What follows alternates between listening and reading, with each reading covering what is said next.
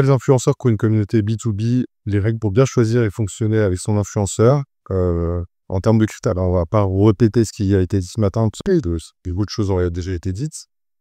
On trouvait que avoir une adhérence entre l'influenceur et la marque de l'entreprise, c'était important. Donc, quand on parle d'adhérence, c'est incarner un trait de personnalité de la marque, où on va choisir des influenceurs vraiment pour ce qu'ils vont apporter comme aspérité, comme relief à la marque, en termes de traits de personnalité, mais aussi de valeurs, ça a été dit ce matin.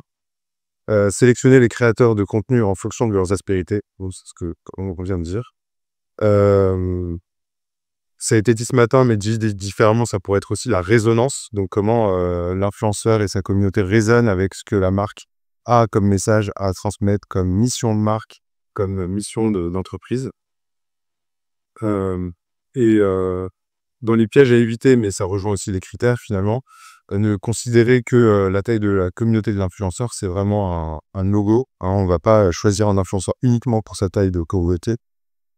Ça passe pas le coup. Oui, du coup, oui, parce que dans les 3 FRS, ce qu'on s'est dit, c'est de commencer par un audit, un état des lieux, en fait, de ce qu'on dit de nous déjà, ce qui existe sur les réseaux, sur la marque, l'entreprise, d'où on part, en fait, pour pouvoir ensuite, deuxième réflexe, définir des objectifs.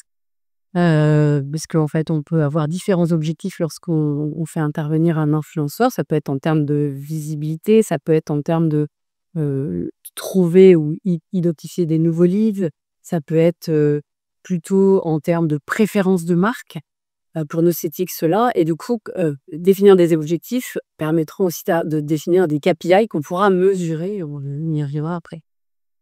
Un autre bon réflexe, c'est on l'a dit, ça a été dit ce matin, de respecter la ligne éditoriale du créateur de contenu et sa façon de communiquer. Pourquoi qu'il ait à travestir sa façon d'être et à rentrer dans un autre personnage, en fin de compte, à jouer un rôle. Et puis peut-être se faire accompagner par une agence. Si au départ, on s'est dit que on pouvait démarrer en interne et contacter directement les créateurs de contenu. Mais à coup de nez. Marty était là sur le bêta. Juste que le problème, c'est que ça marge. En fait, ça rajoute un coup.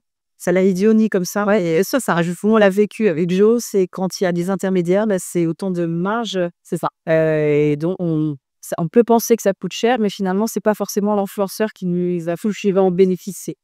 Mais à partir un peu comme le système des ESN, c'est plus il y a d'intermédiaires, plus il y a de marge. Les agences vont être d'autant plus pertinentes dans des secteurs qui sont très réglementés, comme celui de la santé, comme celui...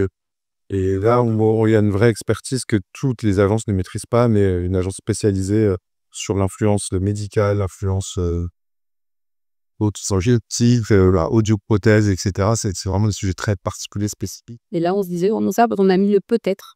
Parce que dans certains cas, c'est plus pertinent que de perdre son temps à se démultiplier, à aller chercher une dérivée à santé. Ça peut être des médecins, ça peut être des sages-femmes, comme j'ai déjà des sages-femmes, notamment sur certains sujets. Donc sur les pièges à éviter, on en a parlé, la taille de la communauté n'est pas le seul critère à regarder.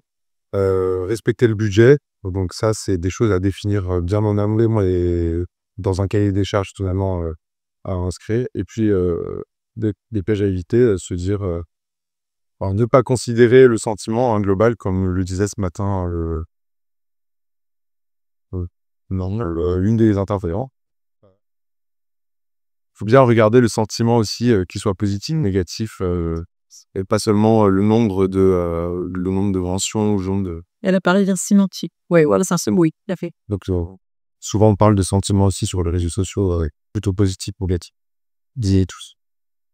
Voilà. Plus.